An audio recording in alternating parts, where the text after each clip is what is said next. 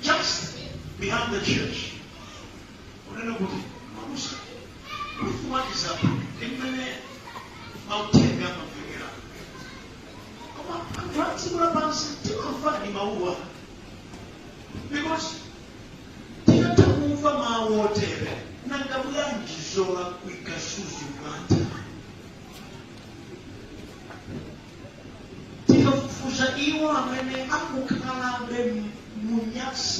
Because mukosokamba mafuta wonse amudziko mukapeza kuti amene ali involved ndi anthu amene ku church amapita ndi kumenya madansi monga ndachitirapo. Mwana wa mzangu ndafunika kulamba pachisanu mpaka na pano tikutakhakuuzani Yesu ndi mpulumutsi ino ameni choyipaso nomwenuso patisinulapa malamba kuti musakhale akumva mawu okhandi kumadzina bisa koma khani akumva ndi kuchita. Amen. Kulero titsawo yakuti munatha kumva kukosa kuchita ndipo kuti muchite munafuna mubamishikanizo ndamva izi therefore nditsika ngamote munafuna mukhalima principles olimba amene winani yese sanga kufuta. Amen. Kutenga wonse umene wamalikiridwa mawu onse amene amveka ngati simudafike popanga chiganizo kuti ine nditatambuka zimenezi ndiyamba kuchita izi nekuti chitsimuso chinosika kumene ndipo kamutawambira mawu amenewa ndikunena mawu ine musange chinukasintha icho ani tsopano ndiyamba kutere popeza udadziwa kuti izi zimene kumamba uzifuna. Amen. Ziko Mungu kweli maripoti amene makupereka kusesha kuli kwa attendance yali bwino kuma kuli attendance ya bwinoyo anthu onse akhalaswa bwino kodi chasemu chiyani attendance khala ya mphamvu anthu onse osalembedwa mtiwaniseukati munafunire musinte zimene mwalakwitsa ndi kuyamba zatsopano zimene kalisi mmachita ndekuti mawu a Mulungu akuthandiza simunabwere kuti mudzangoseka ayi ine sikomidiyamira mwina simumadziwa okuti pakukhala atumika Mulungu kuti mwapereka uthenga ndikukonsekeresa mitima yanu kuyanjana ndi yakuya ngati kunena mawu emeni koma osakasi yobanga phokoso pamasomo nthawi zina mbiri zomangothamagira kuseka ndikunena amen koma mawu osawalingalira iye akukapasa iwe weniweni ndidandaula mulungu lofuna moyo wako usitike. Izi zisimandika kabisa kupempera pembe lachilendo kuti ambuye bwanji amene sakusinthawo kuti wayalutsa adzaoneka kuti zimene zidachitika. I should tell you this. Ndipo masuku kumeneka monga penda mvalero kufa mawu amenewa atitakasa kwambiri kuchechi kwathu nthawi inake ndi kupingo umene naliwo yambiri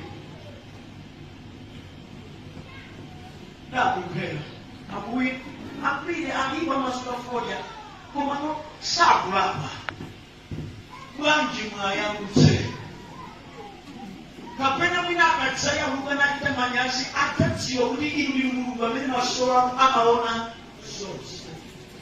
Ntanena ame angadaseka yasindaseke nawo fakerema mwana wawo kwambirize nthawi yazobereka mkulu adakapita adakusatumbalina mema ipatela fodya kukapita patela fodya waiwala ahoko kwabereka kale ne nana zamis adayaluka mutalakide paketila fodya semanga yangalo zimenezo mfuna yakutoka yokunyeni mbango uli mulambe neni mati wanti mukalei wakumva ndikuchenya kwe muzele kunema musamangu vachape maua musishita mawamenea nimemona mtima imesina mtulikoya wabwera pakatawa wabwera kilika mbili baada mbira chitozo ya pambanga upatike sako sabusa mtirina mbira chitozo ya pambanga mbirize chimene chimafuna ndiishi anthu akulenga ngati entertainment chimodzi mwazochitika pasabata simutha kusiyanitsa pakati pa oyimba nyimbo za msangulutso ndi olalikira ngati ife mapeto wake mukungomangokomedwa ndi kumasiyanitsazo ndi mulungu moyo wanu zathandizikabe penanso kumadzigawa ineyo ndine wamusaka mbiri ine ndine wakusaujeni ine kumauti ndama ndiwaza zonsezo zilibe ntchito yesu ndiye mpulumutsi ati ndikilosefwe timayankhula mawu wakuti moyo wanu uthandizike chichewa chimali tsitsi lizipa chipeso ndekuti kupesa kutheka zikakandika ndi mpala tukapena mkhala yakazika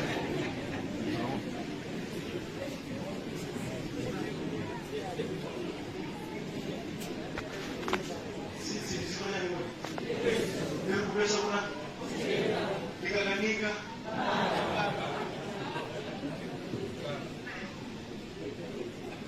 zaweka mawamu to Akorinto chapter number 5 or Master Yohane chapter number 15 ndio yamba kwa number 5 kwa mjitamba kueleka 2 Akorinto chapter number 5 verse yake ya 17 the 18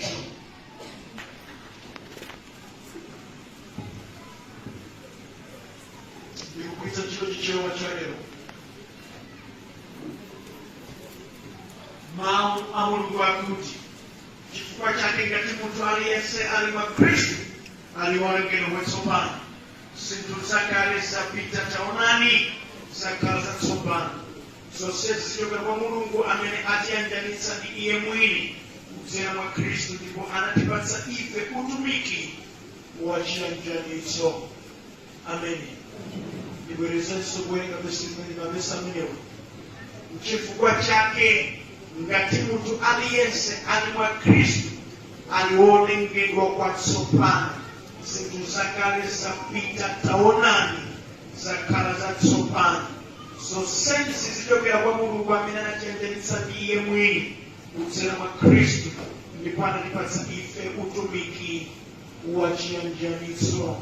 Tiyeni ku Yohane chapter number 15 verse lake loyamba mpaka verse la number 5.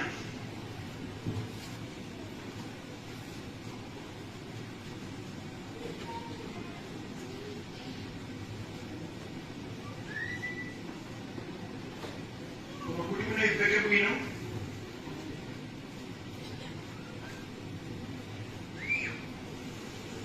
Ndikafika pa namba 8. Mpesa ndi nthambi. Verse loyamba, ine ndine mpesa weniweni ndipo Atate wanga ndiye mwini munda. Iye amagwira nthambi iliyonse ya mwa ine imene sibala chipatso, koma nthambi iliyonse imene ibala chipatso amayisadzira bwino kuti ibale zipatso zambiri. Ine ndinoyakana chifukwa cha mawu amene ndayankhula nanu. Khalani mwa ine monga ine ndili mwa inu. Palibe nthambi imene ingabereke chipatso pa yokha ngati sinalumikizike mkumpesa. Chomwechonso inu simungathe kubereka chipatso panokha pokhapokha mutakhala mwa ine. Ine ndine mpesa, inu ndinu nthambi zake. Ngati munthu akhala mwa ine ndi ine mwa iye, adzabereka chipatso chambiri. Popanda ine simungathe kuchita kanthu. Ngati wina aliyense sakhala mwa ine, iyeyo ali ngati nthambi imene yatalidwa ndi kufota. Nthambi zotere zimatoledwa kuponyedwa pa moto ndi kupsa. Ngati inu mukhala mwa ine ndipo mawu anga akhala mwa inu, pemphani chilichonse chimene mukufuna ndipo mudzapatsidwa. Atate anga amalemekezedwa mukamabereka zipatso zochuluka, ndipo potero mudzionetsa kuti ndinu ophunzira anga. Mulungu wabwino ndi wamkulu amene amadziwa kudalitsa, adalitse kwake mwa wake. Amen. Tipemphere. Mutandituma kuno kukatawa Mulungu. Mwandigwiritsa ntchito ya kupereka mawu anu kwa anthu awa. Kumaliza kwake ndi ukwakule. Mawu ake ndi awatawerenga. Lembani ndi kutsindikiza kumwamba kuti mwana wanune ndapereka mawu anu ndipo ndipereka mawu anu. Yehova ngati musamva mukhale kwa iwowa, koma chona ndichosawanyengerera ndawapatsa. Wena kundiyang'ana kwake kuli ngati kundiopseza, sindikira mawata Mulungu ndipereka mawu anu. Ena sisiku wako mena mkomo ndakhala abwera ndiwo usabe kuti Yesu ndi mpulumutsi. Usabe mukhale kwawo. Ena muye amene amve mawu amenewa napanga chiganizo chosankha inu nakulero maso pano alandireni, ndipo mwatengulira kuti akhoza kukula mwa inu. Ena swaka chita mwing'ano nakudererani, ndipo pangadiwo pamanyamano muchite nawo ndinu mene mungatere. Ena alipo otama chuma, otama maonekedwe, otama kutchuka, safuna kumvera inu, ndikuwapereka kwa inu kuti muchite nawo. Koma khumbo langa mongaso lili khumbo lanu, ndikuti wina aliyense amene akamva mawu anu asaumitse khosi lake, koma kuti amvomere. Inu mumawalandira olero ndikuwakhazika mu ufumu wanu. Chitani chisomo chotere ndi anthu onse. Chitani monga mufunira mwa Yesu Khristu. Amen. Amen. Amen. Wakondedwa, ndimatindinene mawu otere. Muntu wina aliyense amene kale anali wochimwa ndipo tsopano walapa amakumana ndi challenge. Challenge imene imakhalapo yonena kuti anthu amakwanitsa kugwira mbiri ya moyo wake wakale. Moti akamachidilika kuchalichi angamalozera mpeke kulelija. Uchakala na mwana wake uchakala ndiyo. Bafaija ndiyo. Uchakala shikutsika uchakala mwana anakwera kubanja ndiyo. Simene sisi simunganetse ali.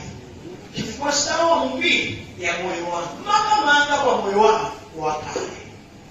Koma malemba akuti Mungu wina aliyense tsono akakhala kutali mwa Yesu, kumwambako kumamuona munthu uyo watsopano ngati wosachimwako.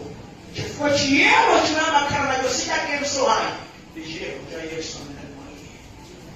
Kumwamba kumati zakale zonse zija zapita, ndipo kumayembekeza kuti popesani ndi moyo watsopano ali pansi pa ulamuliro wa Mulungu.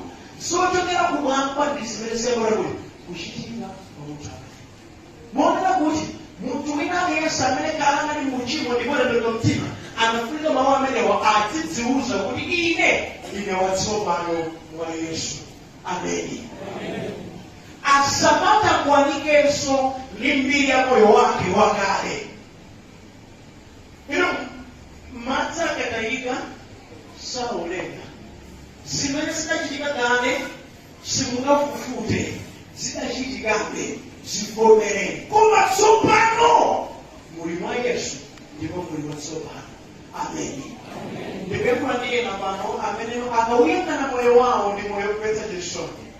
Ndipo anthu amangambira zambiri tivomere zoterodi koma Mulungu ali kuthekera kusinga moyo wa munthu. Ukakhala mwa Yesu kumwamba kumati iwe ndi watsopano. Chitsanzo Saulo adalipala ndi mpingo adaphapo wanthu koma Mulungu adatembenuza nakhala iyola ndi uthenga wabwino. Ndimakumbuka nthawi ina yake tagona leni makalike kuchipatala cha Dowa. Ambuye okondedwa amakukonda, ambuye akusamalire tamaliza tikuluka panena kuandikira nakuwa walipo adani mmenya usali masela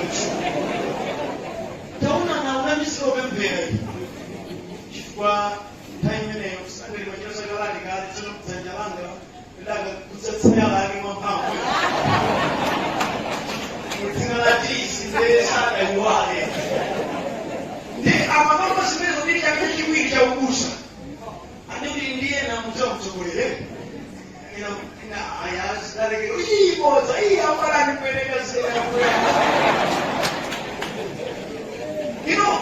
ngapele mwenendo mtima ena ataka mbabe za moyo wakale musapeleka polo moyo wakale idakuzo bari wangu kibebese chifukwa cha kupanda Yesu lidachira bisimenezo kwa tsopano lidalaba mtima kaliwa sasa ndalabe unafunika ndalabe kwa Yesu amasinaba angazona kumai bagena amene kutandika mtunda kujaza uvomereze koma mutidziuza nthawi zonse vesi imene munthu wina aliyense amene ali mwa Yesu zoonadi mbiri ya moyo wake imasinthika kumwamba. Amen. Anthu akhoza kusungabe zomakwasanu sakale, anthu akhoza kusungabe mamistake anu akale, koma ngati mudafika polapa zenizeni kumwamba kukhululuka musakale sokapolo. Amen. Munafunika mutsimikize ndinachitadi chimenechi, ndinakakwadi motero. Kaya chimola manyazi mlanjivomerezani kale ndikupanga Yesu wanga choipacho ndinachitadi koma ndemera kumwamba kulalikhulupirira ndine watsopano kumwamba kumakuona ngati ndisuda chimweko kena kalikati koma kukamukonana kodi Bible ndikuya mtima siluna kuti chifukwa chake ngati munthu ali mukatawasisepi anaonekera watsopano sukulero. Ngati munthu ali mumanyano anaonekera watsopano ngati munthu ali mbusa anaonekera watsopano akuti ngati munthu ali mwa Kristu ndi pamene amakhala woonekera watsopano. Nekuti ngati munthu sali mwa Kristu adakaliye uja wa malembero. That is means kunamisira kugona aku sikusindakali bose chimene Mulungu amafuna ndi genuine repentance. And chimene madziwa ine tonena kuti gamu sabwerera gamu lakabwera kosachi yake kusala kuti sabwerera konse. Ino pali mahamwesi nalapane sinzachitaso nendi kone ndaleka mawo lezo nambuye zonambuye pamoto nakulukira so serious. Munthu amene ali mwa Yesu Kristu amayamba kudama ndisimene kale ankachitira kuti saushima. Ngati ali wachimasomaso kale tsopano amadana ndi chimasomaso kuti wachitire payimala kuti chimachitikira. Uwaze uyu yako yamu chimasomaso mwerezerezani. Nyasi sipangana. Yamare mwerezire ayi. Then go for good. Sabu yasu. Mungu amanda kutsika nokamalire. Chero cha msimu chisunga. Simusunga. Dziko lino otunzoka sidze alipo. Oye kukushoshanda na kupatsani moni kuganda ni kwanja. Kwanja mai kwanja. Ziliko koma amene ali mwa Khristu Yesu pokhala ndi watsopano moyo umene amatangwanika nawo ndi wa Mulungu amapanga apply mawu a Mulungu moyo wake wa tsiku ndi tsiku. That means simungateke kukhala watsopano ndi kuyenda mwatsopano opanda kuchita zatsopano. Ilikuwa lanu ena mufuna mukalibe Mungu makale muti sangasanza wanja sizingateke. Ine ndifunga zangu esimene olo azanga amene ndoera osukulu ena akadamabe ena ali muchimobe tima takuyeza sada nyanga komega kuyoba nkani yasa uzimu no compromise. Timotika sure sasa ndo mwagarezera ai ola sibale wangu alina mabara kwa mwagarezera kama jimwene mwene isokomaga wanawe tasumendika mwena mkwala wikinde mwena semesi nyumba mwene no anwena lizo na pansi kwa nyumba yanga anafunya atalema mwadwe kuni akasanga aswaka chimu chimeneshi unena kuni iwoni imekama ni Yesu mkuru ife nifamilisha ura titika sa Yesu basi unibasi kwenye no compromise. Mwa Kristo na maswala mwa Kristo si kuiza sobanzo mwamba. Mukawa nganja sobano kuvama kwangu kowe kuchi. Imagine muna ali hure gare. Mwabona. Sina sinyome ya kupala Yesu ya alibasi. Yesu ya alibasi. Kekane mumakana mtuwande uwambeze mulima hapa mpingo. Akasha mpanda wameza. Akulini marikira nisho kumenya niendoi. Mwene mnokira maibu. Bani Yesu. And the Mr. Biaikundi and Happy and was in Tamaroji Mira. Gare and the freedom of Yabushimo, Yabo, Baba Bushimo Simani, never Mumpigo. And many I Christians, Satras West of Bushimo. You would have run, you wouldn't want to go Bushimo. If you ever know in that he fishy or Bashiko, jump off. Simana, we Simana fish and yellow. Neno wanu wa maji kwa kosa kwa matendo ni kosa yake yoshusha roho. Kosa yake. Ni kama kusema ya kama tangu ni mpingo kwa mamesimu ni Kristo Yesu ni wangarende. Hapo yangalia hizo wengine. That's why masiwa uwezo ni kandi sawa kimo discipline. Something new usalawe nacho. Ngagari kana nacho. Mama suka wajinga swali wake. Lekani kwa kuliwafa mwenyeza nini kama iweze kwa wewe. Kwa sababu tutimuka wewe. Ni mwizi wako. Kwa Yesu.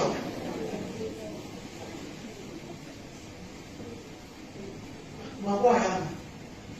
Akufana wewe. Walikolo.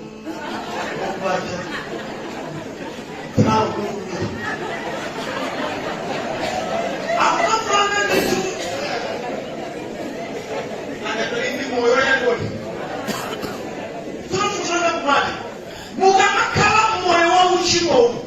Mungu usitangani.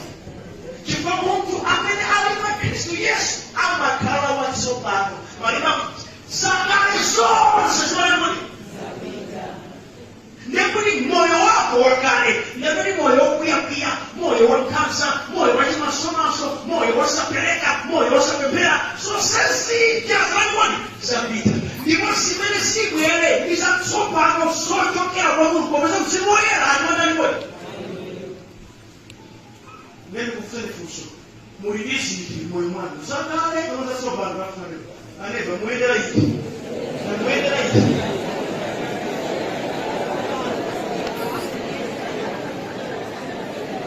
Chanjo maji. Muendera hivi.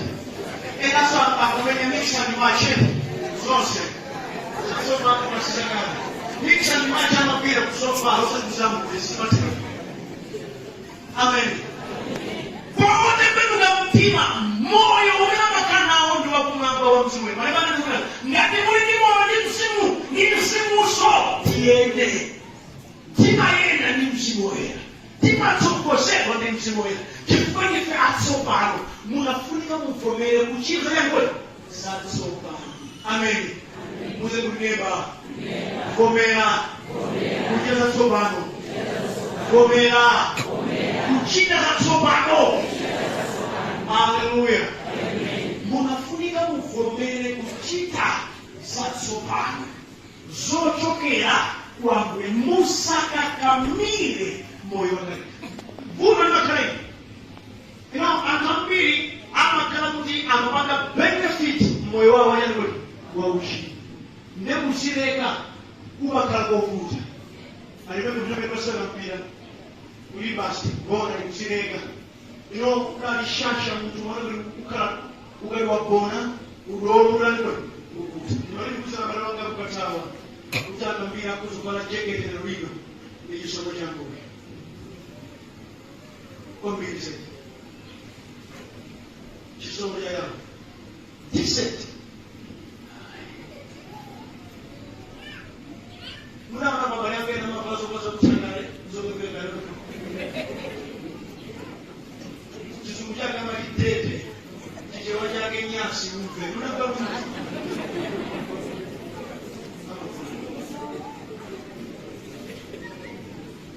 Aspect kumalimu wa nurikodi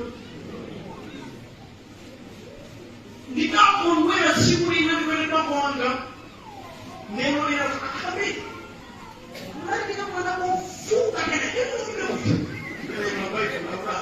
mwana musambia ni aksa mwana kajoki ina sibo wakana nangoli akwana saja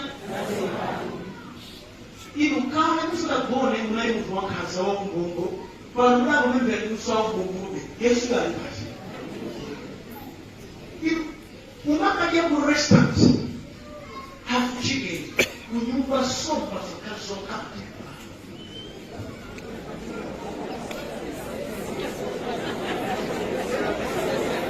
I remember winner was someone kama magari kuzishoni mbirize amene banjalina limene anaonyesha tamusosi mbele kwa kalasa wamene tikaone mbanja kwa woni chima chienda anamusewa atikaonyesha hata bila makomo atakapesa kulipa komo bali huku bali za mziweto za mbili kuifusa pidimani bali nangana waonyesha budget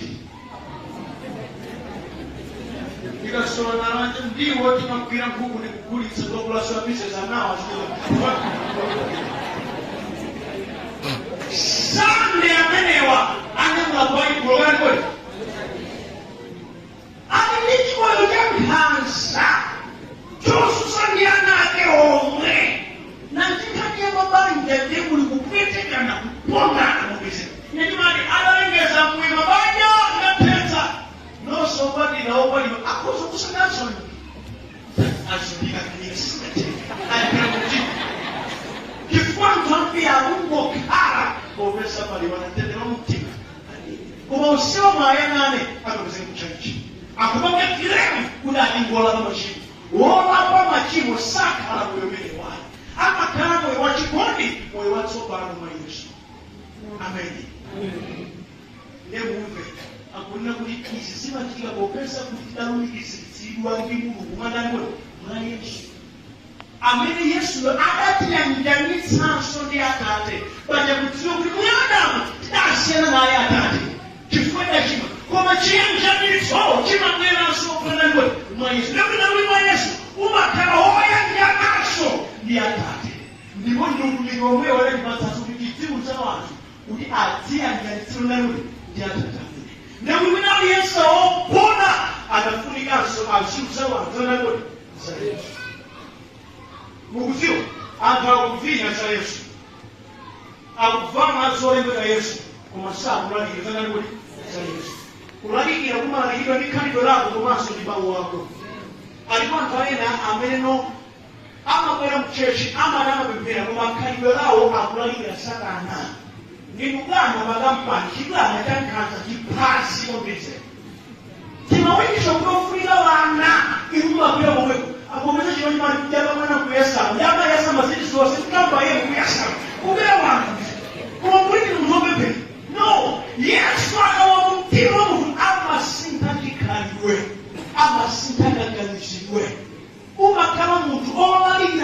nye funsolanga kwali tawino ndalama zikufuta tiyerekeze ndi Mkristo okobebera kugatawa ambyakulatseni mubireba etero musana rende ndalama zamuzuri yambulafula yokandalama bamuntu mukusibiriza kukozo rende ndalama zorora tumpangurani yambulakangani yabenga pena rende ndalama za enoyo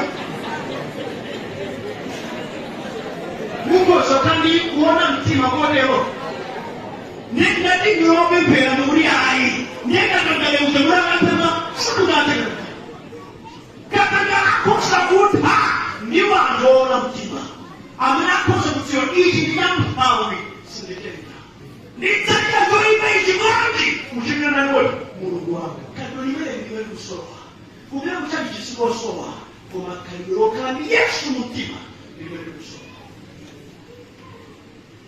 Mwanzani muri na kiwele kukaruma Yesu ngofina na Yesu sisi sote majeni sisi kwa kaliro na shuka amen kumatsi Mungu ine ndi maneno mawu ine ndi Mungu sabile kuti wangu ine ngena nikandimali kusina ngakale ndi ufuloshi asikashije chifashani imatsiwa chini mkati mwanga Yesu ndikapo ine ikhalkulana kuzola pasi tingo ereke ndikana kuna kupatana na kuganga basi ndio kuna mata msabiri nikana kwa wengine zasiana chimekanya mura chimene kuoneka ambira malai Mungu mwana mutima mzamujazo wayo kali kwela kunja lima tokera mkati ukalipa mtima makali kweza na kweli aiba ngati mtima ule wa wino makino sala muri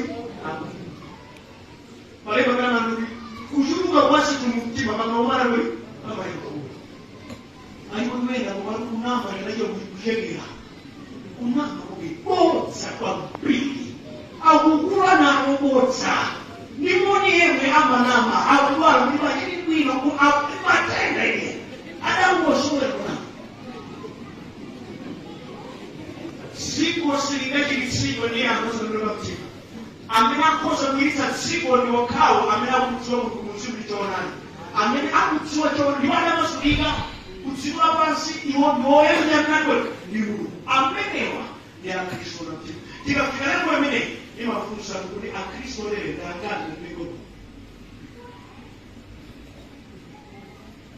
wina nakusafuso akulinda lisilichoto lyalo mamba ndowerengeka Yesu ali yakamnayo anapoyesetsana kwa kulobaliza inuyo ngati siku nganda kule chira limbali amen ndikusena mpaka katawa ndime ndikuphera bano basiyana myanga kumamba kuyonga kabila la ligere wala ira shuwa ndime ndikuphera nenda ndimuli siyana myanga inusoyira limbali amna amimangire mali wautumiki amakika mosera siyana maria ndimera mbora kwe wakubatia mixte inani wakutumikira kuya ngambiliso aya magari pigisa mupimo kubwa bese kama kwa ya wina chisimai kwa yachikalire yachikalire bese ena wina na sori wina na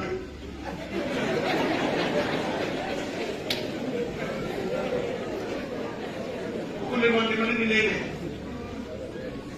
simene ndikuona kuna kukataa zilizo kero bilise ngoro kakale kulali ya kumweku wakala ibisana wapi na shauti maro kweza tsina na Yesu aweza baina ya mbali mbali ile kurudia bano lewi moderator alia dokta alia umakala basi mwe kimeneki ile ndio so mpigwa wangu angambila ndio upigiu kalipigisa koma tulikuze Yosefu ndifaka bosha banango amu umumiki ndiubare ameni amene salimbana nafe atamisana nafe tikugwiritsa ntchito magawozi nasiyana kulalika Yesu yemwe timafunika penu nonse alaliki amene muli pampingo pano lemekezani mtsogoleri muli pano ndipo mudzichepetse ine ndikapita kusiku ya ubusa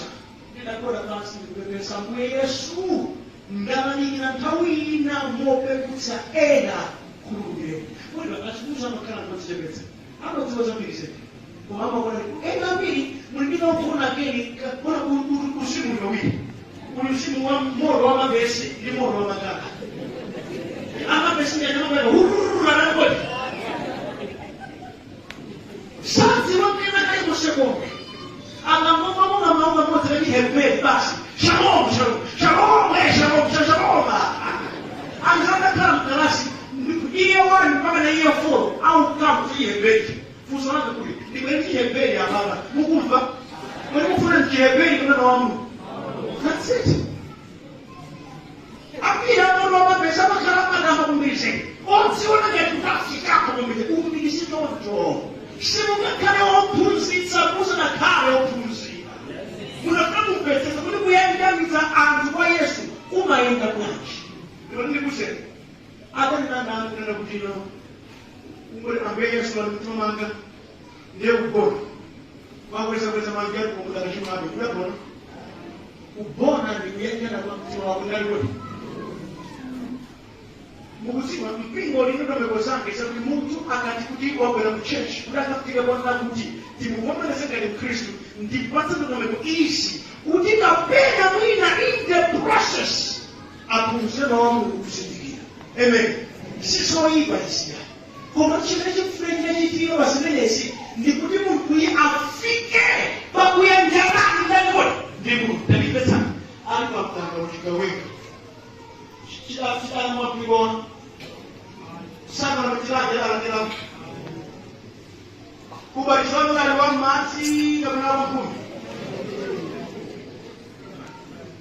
ada dijan ambuye Yesu munigumu ngine baba yangu wa kufumwa baka mapaya spadaki na mwili ukamandine baba kifana musia Yesu ndo kafumu ada siwa kwa Yesu ni kumfuata ni ndani kwa Yesu ada kwa shamba nyameli ada kwa mpaka mwenye madali kwa hiyo ndio mtima wake ule ya jana ndani kwa ni mwenye ndio kesi utaona mtima ule kwa fomu ya ile ndio wani pesa kwa ule kwa mtima ule ndio unapakalisha njano pakatipa moyo wako ndio wanalo kwa Yesu iweyo kujena ndio Yesu mugusiro kutenga moyo ndibali kama mwina zaka siku ya aso yendira manina hata umba ndio mtibo kwa kwa bisi ngani pata mlimo ine na leo mimi kukombisha kuli moyo wangu kile hapo muga kana kuti muri saidi ya Mungu ndani wangu siku mzano ai ndani wangu satani. Amen. Ndani ni nani wote? Angipangani ya sana nai mnafunia mwa wa Mungu kuona kachino sake ndipo maika full stop pagana kali kwa sana ya Mungu. Satana asiwa ndani wake wina ndiyo. Amen. Ndani wake wina mkali.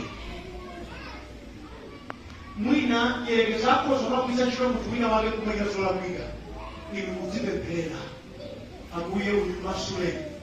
Chifua mtuwina aliyense ada masuli wanakala wa Yesu ama kala wa soka. Amen. Wina wake amauza mayena ya kuje. Mai wanakutakuna na hususan hakuna mbele ya waandishi wa nene mepere kutangulia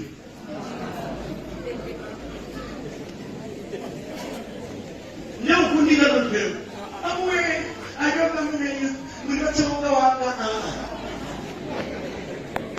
watu mbele kuma kuli mutui akungosoya Yesu amasure aka asura mbele akalasowa kuyo ndipo napanda kunasulibwa simu ya ndana kubeba ai nikifuma Yesu atabasoma moyo wake na ndikuruhusa baki nini kibali kutekelo ndio mwina Yesu anawasulibwa sababu ino moyo wake ndisimama baboneka ubuino wako mtuma yamba boneka mtu yako atakusulibwa chimene chibali kabisa kuti mpempelele ndikulira wangu ni Mungu amtandishe.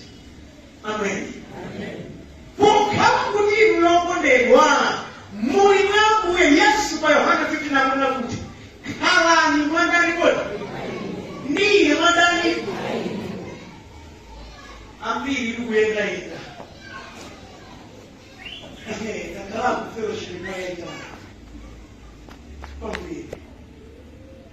mwana woyenda suyangandene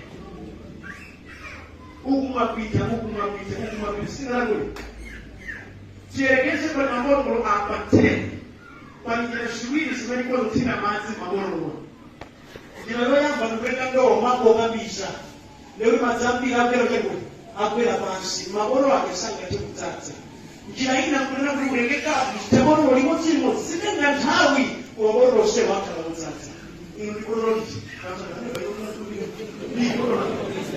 Mukaziona ndikololoti mukaziona anthu ambiri mitumawo muli debate chikweshani adampa izoso mabelo akapadaka pamawo makhala kulimbana mkati mwawo therefore sakulomoyoze yesu akuti khalani adawanena kuti mwa iyeyo simulibe mphamvu akalilosa kuti likhale umamwekaloza kwali likhale mwaine nekuti be assured ukakhala kwa yesu za usiku zatheka. Amen. Ndiye nadine ni maeneo kukubira ndukuza nisingela zitsiwa ilimo wende Bible kapa at least 4 times a year kapa mabuba mezama inapata zama ila 66 books zata ili wanaobadia kaubadia and now masiku anafuna kuti titsiku chindani ndifera asibusa mwale pamaza chimene stop ine kuti tidziwa zimene ukusanisi ndinati nthawi yokonzekera nthawi yowereka ndikumvetsesa ndikumemphera kuye kutenga wanga ndipasa ndapatsewapo sisilamweyo tomati andinati ndikuze akakulambire kuti mkagona baibulo ndi automatically mapesa pano mukuolonga baibulo werengani mawu kulemaku ndinawabisa mawu atu mtima mwanga kuti ine ndisachimwere oso ndinagonera mawu atu kupira kwanga ayi kana ndini timetable yakuwerenga mawu amu yakuphunzira mawu amu. Amen. Kuli kutsiwe muntu wina aliyense olalikira omverera olemera osauka 24 hours masiku funso nthawi yake waipisa chomaki tatebo yolenga kumulinayo sana mawenga tatebo yolenga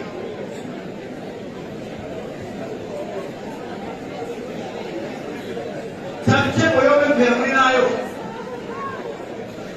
now mukubanga kiremu kuli mukula mu lusimu omano wenga Bible zibali simu wewe kupuza mawu zibali simu wewe akusa kuzuka program yao nawi mzile akusa kwelako and opening up listen to this hey yakani kuno kadika sana molamo sindiye revival ayo na janje wachi molamo kupepa wasintu sindiye revival ayo unakuja pendo na mitima mwana that's genuine revival. Fantasy again to the people, that's not revival. Revival is when people submit themselves to God, surrender their life to God. That's it. Next year is a revival. Ni ampunzira mawana ngo amumaka masiwana kimanya ntawe. Instead of worshiping God of time, we are worshiping time which was created by God. Uba fira ndamuna Sunday uba bega so yamika kwa utani. Alafu ni maoni ambayo tendo mbapena eba tapish one mu church. Just take a minute baya. Mfumbulo yoshi. Mfumbulo yoshi. Sisi nate. Mara kama mwana ngoni. Ai, ndi mwana ngoni. Ni baba na kudi. Ntambine yose. Kuna kwina Kristo binanesi. Tinabaki kwa Kristo na kulikuda kubikisika mwana ngoni wa Kristo. Na kuliwina Yesu amene wakubikisika kwa Kristo amigati ntambi ya mtengo. Na ntambine yose imene simaonesa kulingiro kubikisika. Aba yula. Kuna kwina mtu binanesi amene amapoti chuani Kristo. akunama yeye kusio afanye wale kwa Yesu ngoyo ndio kulisi ya sabita wewe gasama au kwa moyo ya sama Yesu umetana yeye basi au wewe au zomo inde ndani usiku you born with the way wala mkempani nikuzana kwa nini ana sama Yesu sikutokea mtu simenesi sikuifansi mamao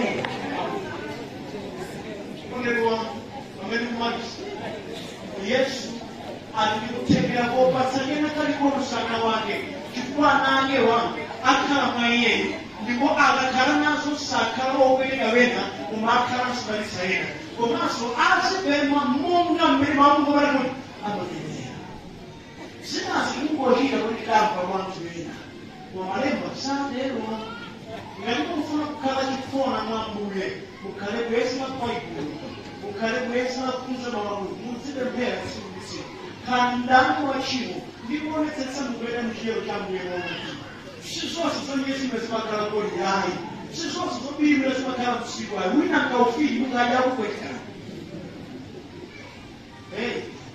Satana watutasa wasikubiki mako magaji nyamana ngatine timba fata and when morning I'm so good I'm telling you this is when my branch of Madonna only see one in Borianga Mari but you feel like you go back to Japan to go to the yeah teacher kumbirize na Kristo wake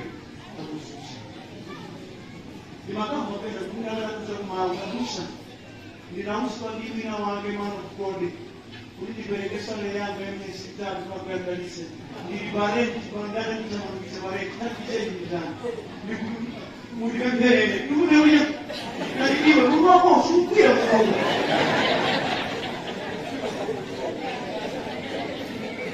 mukapanda mwezi na mawangu kuona mtima mukala kwa ndumuona Mungu aliyoipa kwa Mungu wao ni wambirize Mungu sana alidane kuda kisusa atinange hai adati kuonda wambirize kwa mfumo la kusapuzana wa Mungu muona mtima la kuseleseke sana mzambiri hiyo sikongo sambirize sana yake bwana apatimana sambirize alini chero sema sema alini ndumba kwa ma holy things akura zile uteti msaba inadana kwa mwana kwa kuwa moto wa mbize Hoje só vai passar mais uma lei, mas não é droga. Muri mpamvu yorangiza mwazi wa mwana wa Yesu. Kima kawa wako nusega ni mamu. Osa ni soko shambina. Ngarumuri na anga na ni bota ni meza. Kimeni kima tsuga mtima wa Mungu ni mwazi wa Yesu. Osa ni soko wako nusega. Ina na mbozuri ina anga na ona ina. Daka Yesu minesi. Isa bota bila kunozorika. Isa bota. Ni Yesu ya.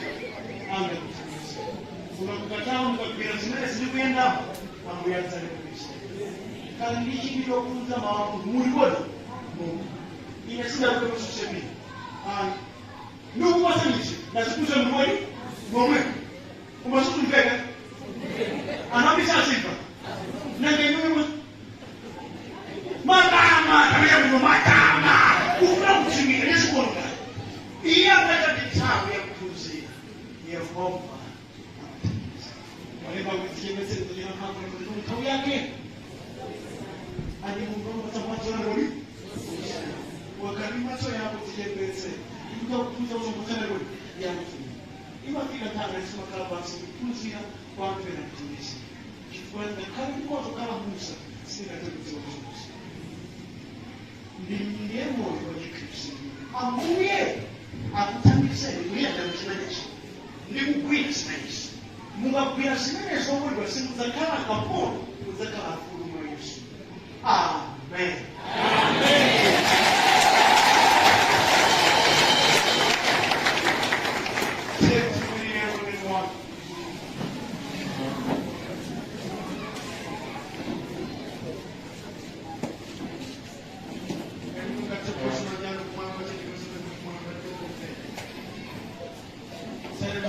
Yesu kuyankhula kwanu thandizeni kusunga maombelero kuwachita tawisosi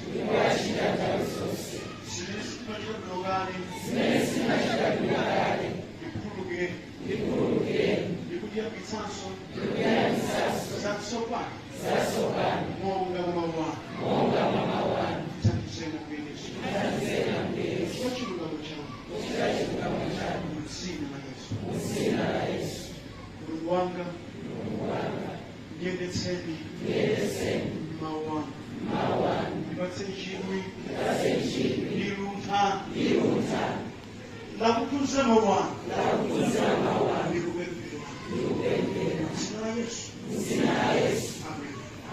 Zimene nokha monga mwekwera kutenga kuyambira pachisanu panalero ingopemphera njani chonse chimene mukufuna kuti Ambuye alumikise moyo wangu wote. Pempherani. Zipemphereni nokha. Zipemphereni monga mmene mwamva uthenga. Zipemphereni nokha. Atate mzimu.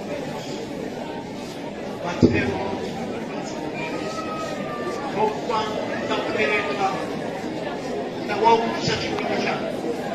Ndikupemphera. Mitima yao imwikishane nayo. Muzina mphamvu ya Yesu. Akhale osinthikali awo mwesemoti. Akhale achikuda mwesemoti. Muzina mphamvu ya Yesu. Atate kawulaka kanawalisi. Nakumeneka kwanza.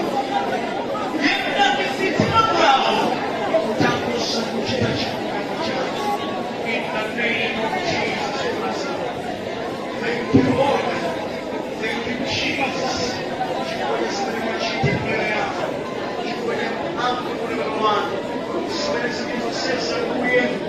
Usione zikoye na msumani. Tunaana na msumani.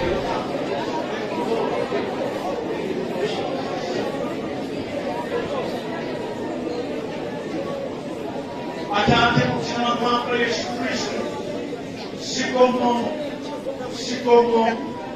isimwe mwakonzera siperekedwe kwa anthu akuno kumzuzu ndisimenezi lolana mbuye kuti ayambe kuyenda gawo lambya ndapereka Mulungu ndipo ndikupemphera mumasopani kuti Yehova monga munandipatsa zimenezi inenso ndawapatsa ndipanetsa kwa ulere tidalandira kwa ulere tipereke ndachita izi ndipo ndikupemphera wina aliyense wanthu awakuye amene ngatanga yende kusulemana nazo kuyendaliseni ndipo ngakabisa mtima wina aliyense Mulungu ndakoza khala kusumeleza tamusasi chifukwa okhala mwa Yesu ndi akhala kuchikuto chanu esomenekena ulimodzi ambuye anthu awa kuti agwiritse bwino mawu anu mwa Yesu Kristu